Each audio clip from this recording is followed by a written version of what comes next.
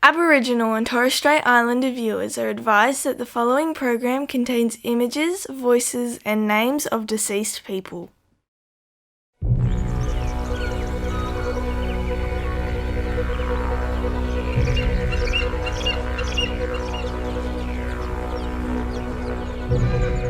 I acknowledge the traditional owners of the lands and waters throughout Australia.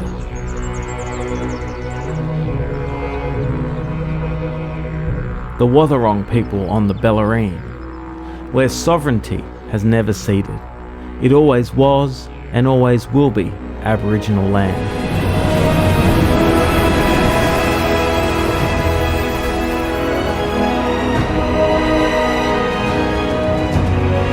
We recognise the past atrocities against Aboriginal peoples of this land, and that Australia was founded on the genocide and dispossession of First Nations people.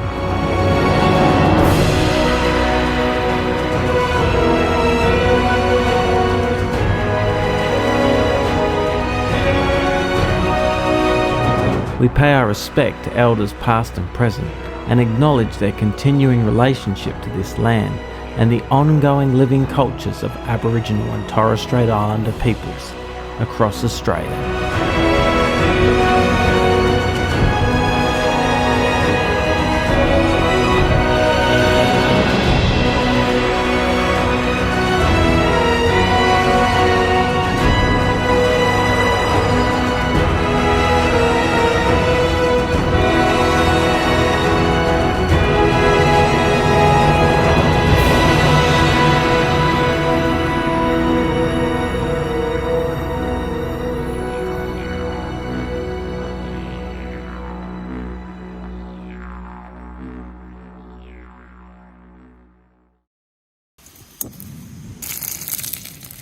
We're cooking with gas.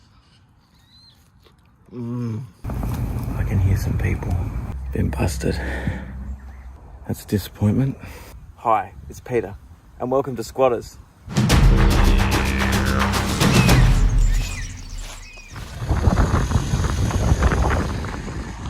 Hey everyone, welcome back to SquattAus. Hope you've liked and subscribed.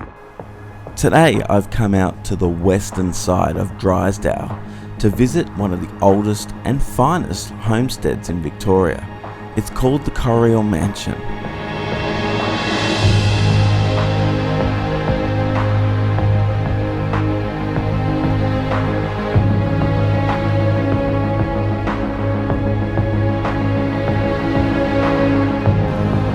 Now, it was built by a squatter and her partner, Anne Drysdale and Caroline Newcomb. Today we're going to find out about them. I just thought I'd wander past because after the original owners, they took ownership of it as squatters. We're going to find out about that today. But just over there is the town of Drysdale, and it's named after Anne Drysdale, who lived in this big mansion. Today, we're going to learn about Anne Drysdale, and I've got a stealth camp which I'm looking forward to.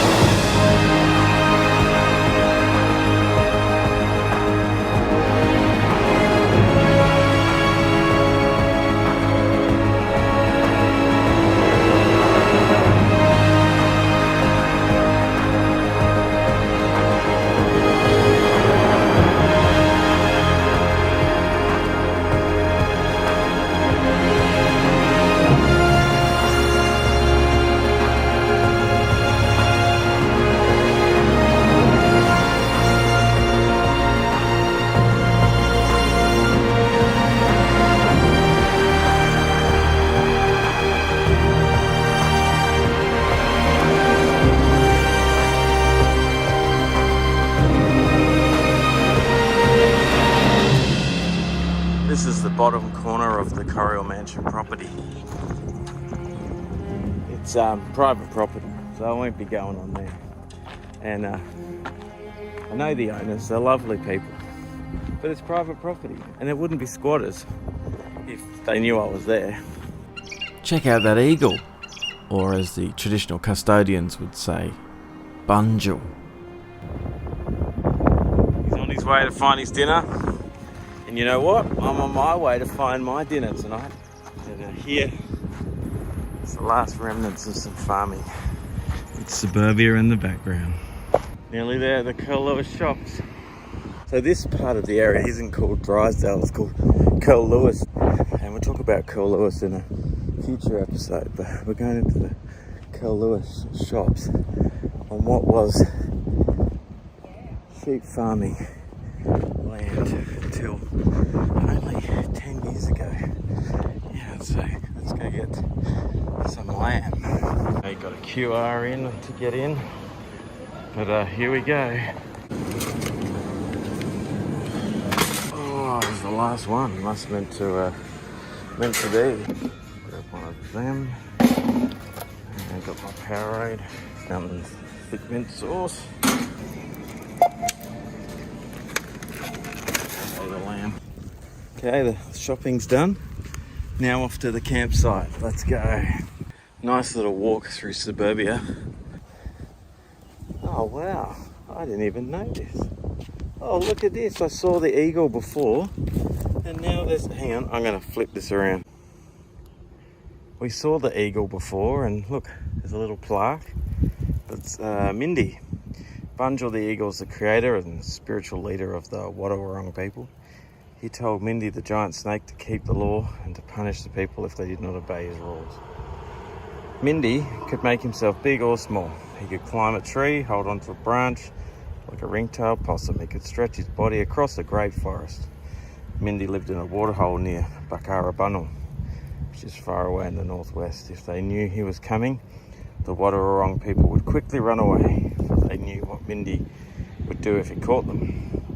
The Aboriginal word, Wallamai, means look around you, keep your eyes open, and keep watch.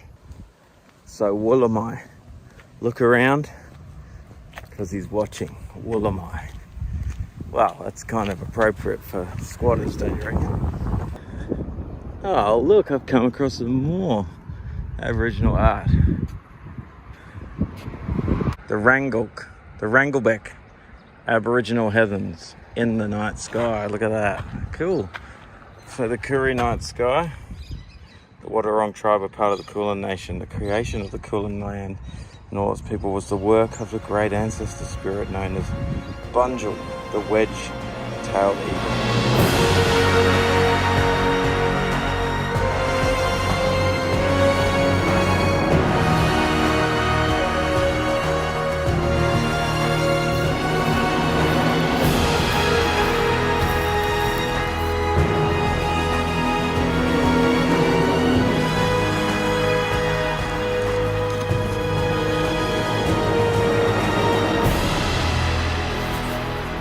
As I usually do, I dropped off my swag earlier to avoid suspicion when I arrive now, but it's still too early to set that up, so for now I'm going to find a quiet spot and grab a cup of coffee.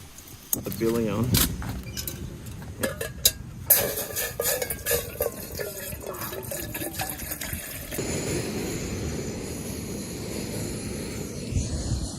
So while we wait for the billy to boil, let's find out about Anne Drysdale.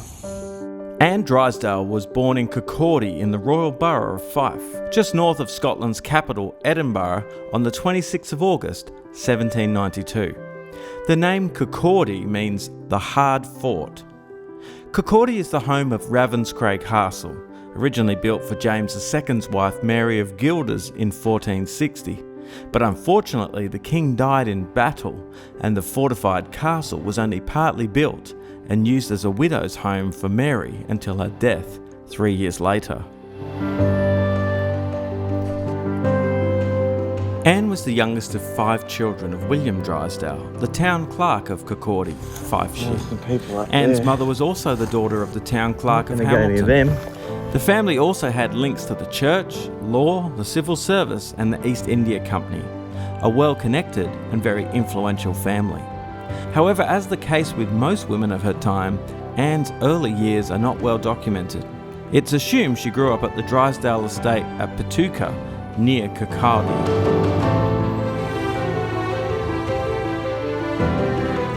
Whether Anne had any marriage prospects when she was young is not known, but she had her own income from sheep farming. was well educated, strong-minded and fiercely independent, all attributes unlikely to appeal to the conservative suitors in her circle. It seems the city lights of Edinburgh did not attract her either, and she much preferred the countryside, being keen on farming. For some years she leased a farm of her own in Ayrshire and lived with the Hoose and Crawford family in the castle of Crawfordland.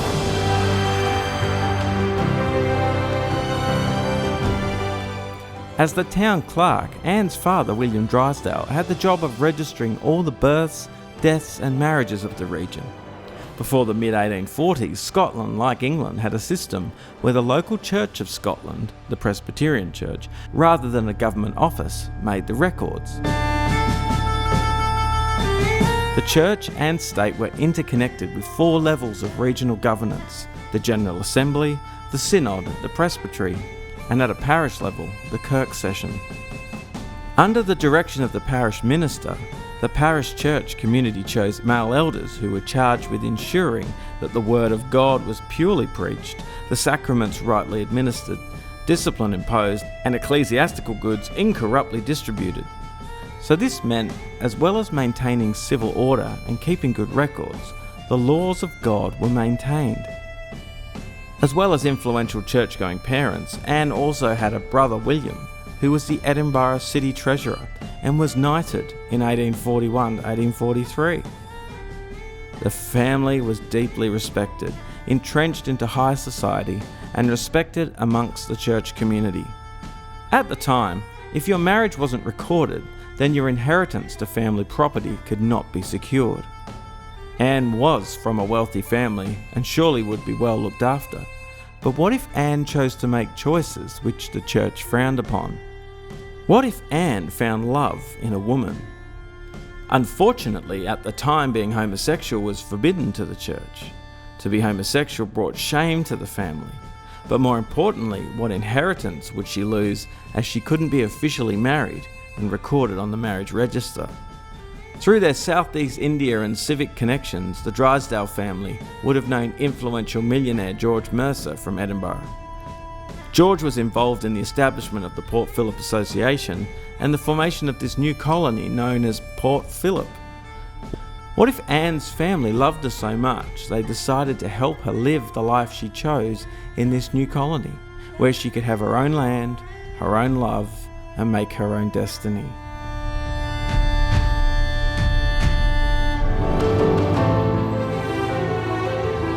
So it began. George Mercer and Charles Swanson arranged for Anne Drysdale to travel to Port Phillip, and she paid her own way, with the assurance of George Mercer, and reached Melbourne on the Indus on the 15th of March 1840.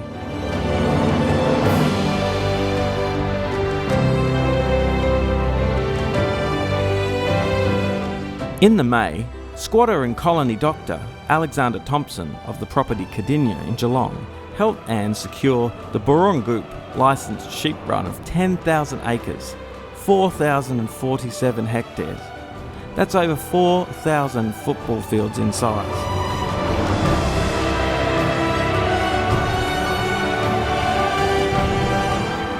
But even though Anne had come to Geelong, she still didn't have her own land.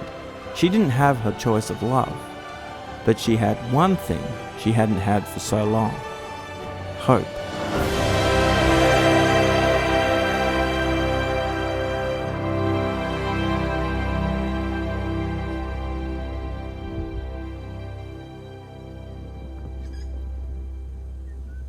There we go, so I got the Makona ready to go and on the boil. Let's go. Hot water in here. Oof.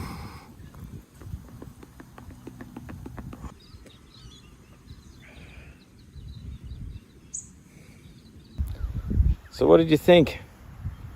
Anne Drysdale so far. Interesting story, isn't it? And there's still so much more to come. Shortly I'm going to get cracking on dinner, and then while we're doing that we can find out about the next bit. There's a road just there. There's people walking by, and it might have quietened down over that other side. So we might head over there and cook up the lamb.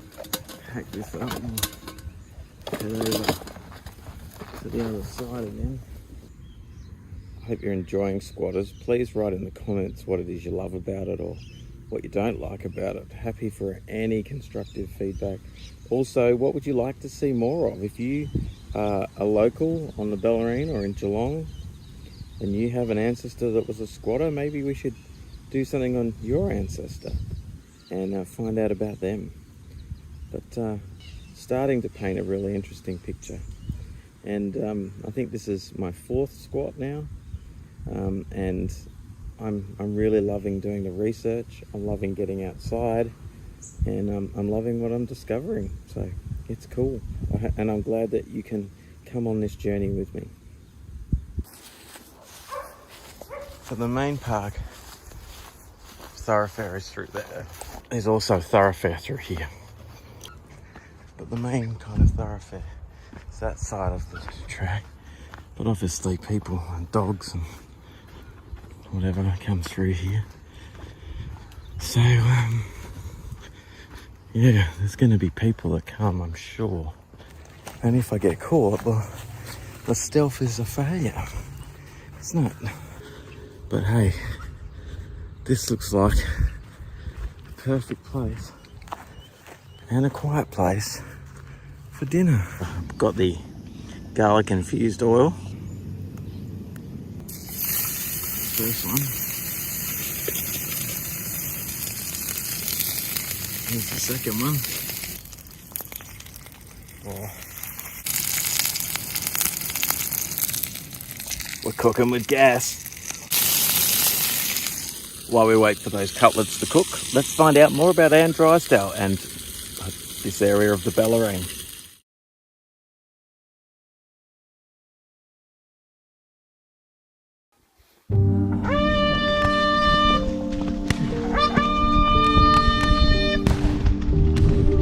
In the early 1840s, the colonising of Port Phillip was well underway. The greedy squatters had traversed across Port Phillip, taking as much land as possible, leaving destruction in their wake. That killing time, it was painful. The first killing came to the trees on the foreshores.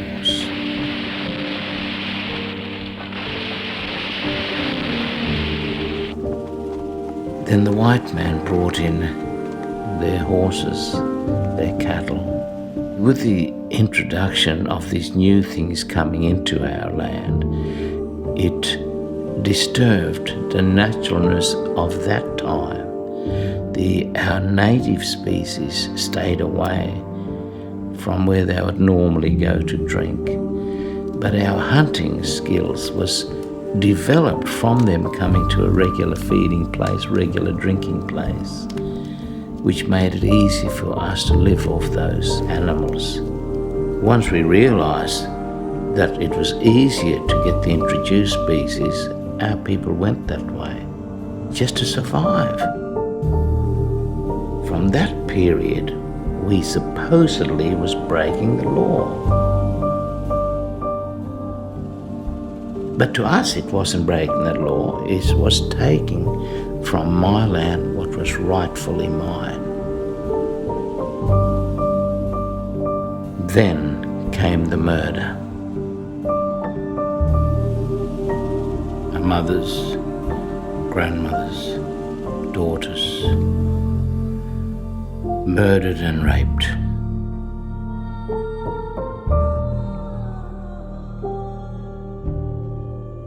So many men fought, so many men died. Many elders, many men lost. Instantly, thousands of years of wisdom gone. It was into this horrific and painful time Anne Drysdale arrived. Her host, Dr. Alexander Thompson, although a distinguished gentleman, had already been involved in multiple Aboriginal massacres around Port Phillip, the most infamous being the Mount Cottrell massacre. Whilst he never admitted to being a member of the Port Phillip Association, He was a shareholder and benefited financially from the Port Phillip Association's hostile actions. He was extremely wealthy, and as the doctor for the colony, it was in this distinguished position he was able to take Anne under his wing. It was here she also met John Batman's governess Caroline Newcomb, who was also in Thompson's care. The two hit it off immediately.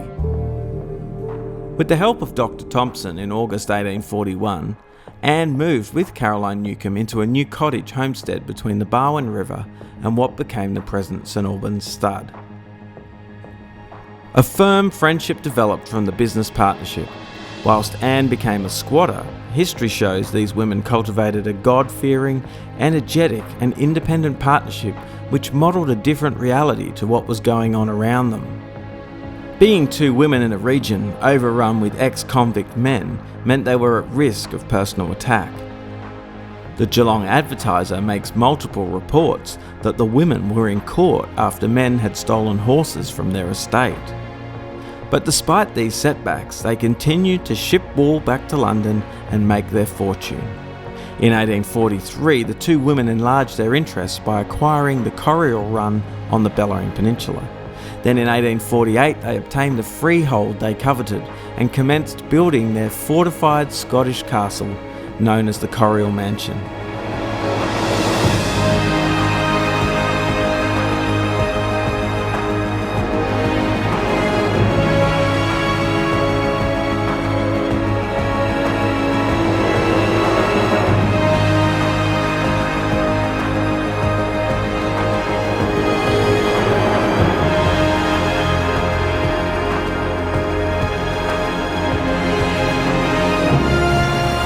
Melbourne architect Charles Lang designed this home, a beautiful mansion with cast iron window frames and half-metre thick walls kept them safe. These strong women were not to be messed with. In their basement there were slats in the walls for shooting intruders with their muskets. We don't know if Anne Drysdale registered to be part of the Yeoman Infantry. I can't imagine she did. But there certainly is evidence that their property was used to assist the police. They even had a jail in their basement, which is now a wine cellar.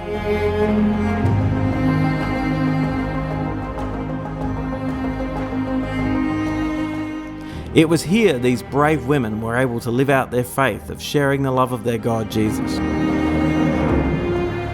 We can't possibly imagine what life would have been like at this time, the emotional trauma for our First Nations people, but also the emotional trauma of these squatter women. Anne and Caroline did what they could to protect these women, even taking in the half-caste offspring to keep them safe. But even doing this, they faced resistance from their own employees, usually ex-convicts. The Geelong Advertiser reported how one of these half-caste girls was lured away by one of their male employees, and the police later arrested the man and got the girl safely back home. It is also reported that Anne and Caroline supported the Wesleyan Aboriginal Buntingdale mission by donating sheep. Mission leader Francis Tuckfield reported that the donated sheep helped create a working farm to support the Indigenous in the area, providing work and food for them.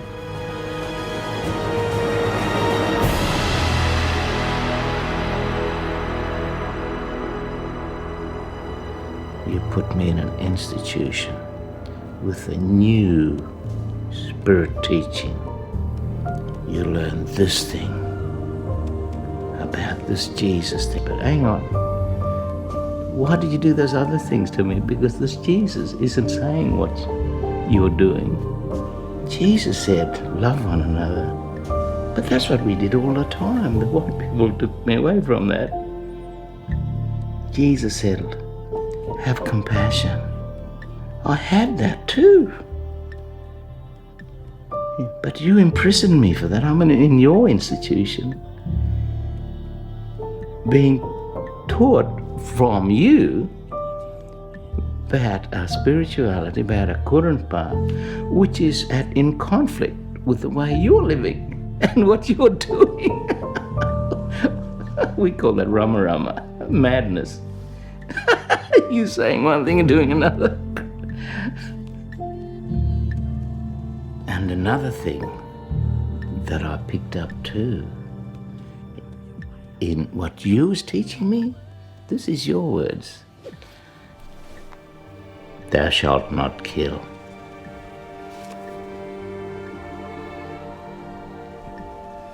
You think I'm silly?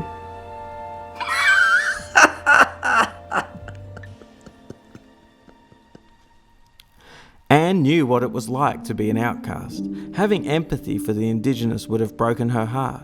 But now she had finally found love, she found independence, she found happiness, and did her best to share this with others. But despite these efforts to be kind and caring to the region's Indigenous, the minority voices like Anne and Caroline were drowned out with the violent and savage actions of the early squatters and the ex-convicts. But just like back in Scotland, King James II's wife, Mary Gilders, Anne Drysdale lived in her castle, the Corriel Mansion, for 3 years, before she died on the 11th of May, 1853. Caroline went on to live for another 20 years before being laid to rest in the grounds of the Corriel Mansion alongside Anne. But later both bodies were removed and laid in the Eastern Cemetery in Geelong, where you can visit them today.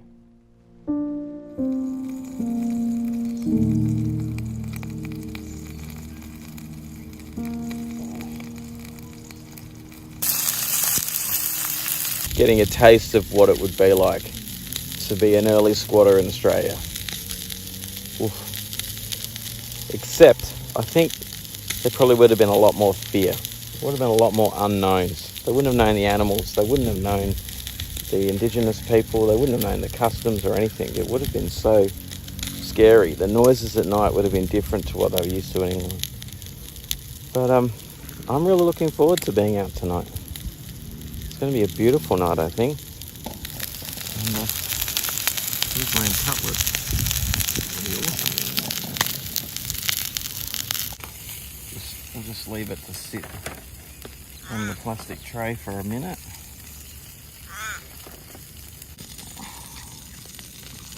Here we go. Put some mint sauce on that one. Here we go.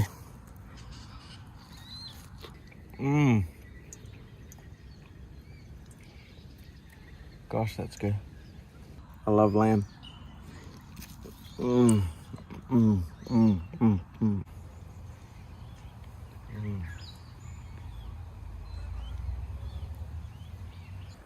Just hopefully it's still here. I dropped this off earlier today, hoping it hasn't been found. No, it hasn't. There it is.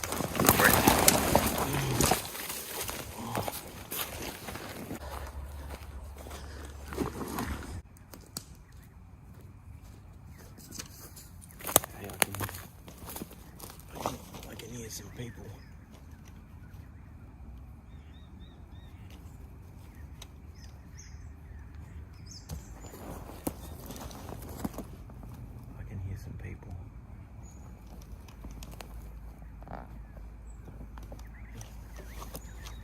Okay. Time to, I'll just go.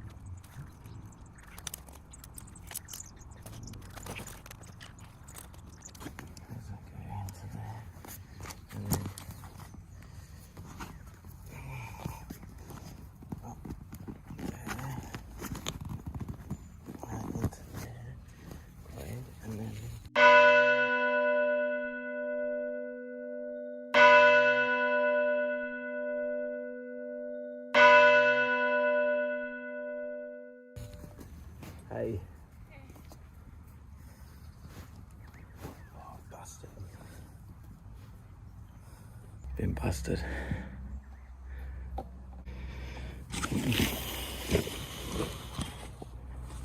People came past.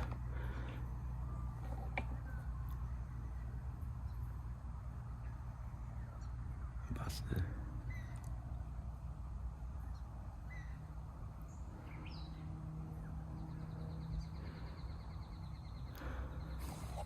Well, that's a disappointment. So if I stay here, they're going to go tell their friends or their family, hey, there's a dude camping in the park. So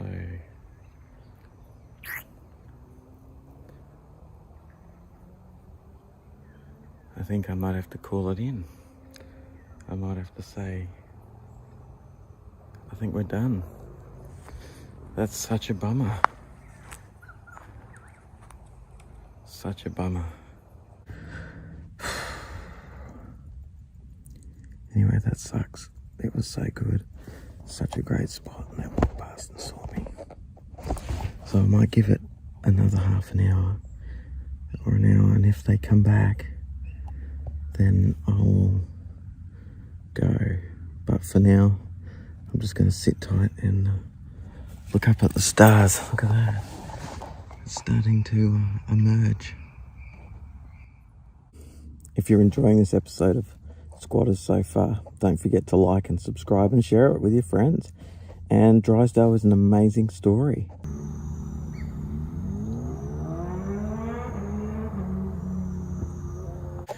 I'm all set. It's pretty dark. I've decided to stay, so I'm just going to stay and see how I go. But yeah, time to get into bed, I think.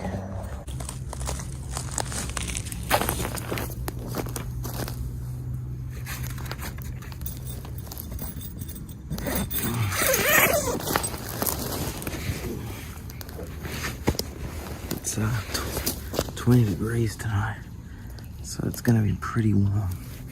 Anyway,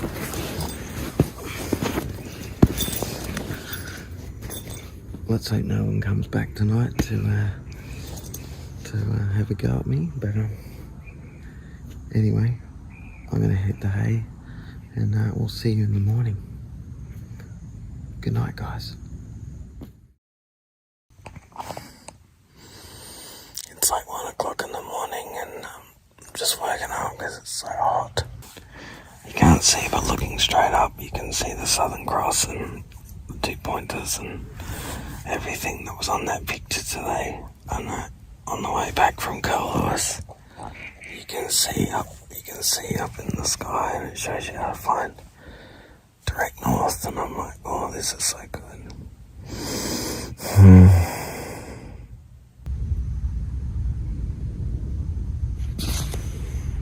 Oh.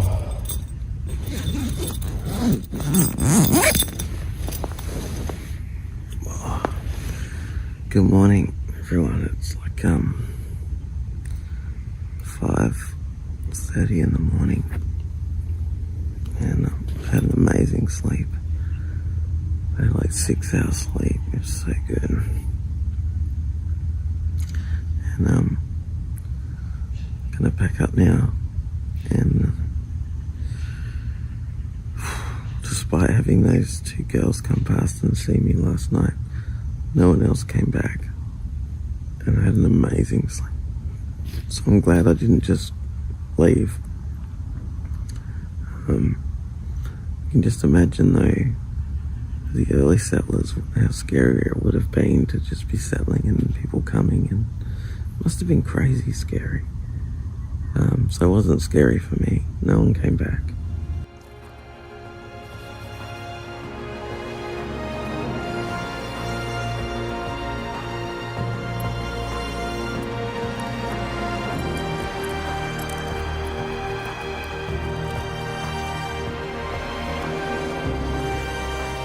Well, all packed up, ready to go.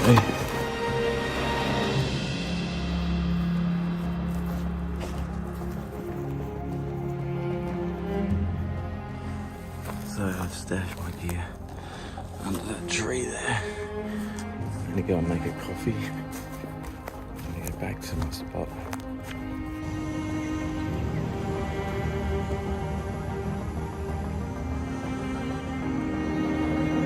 Beautiful.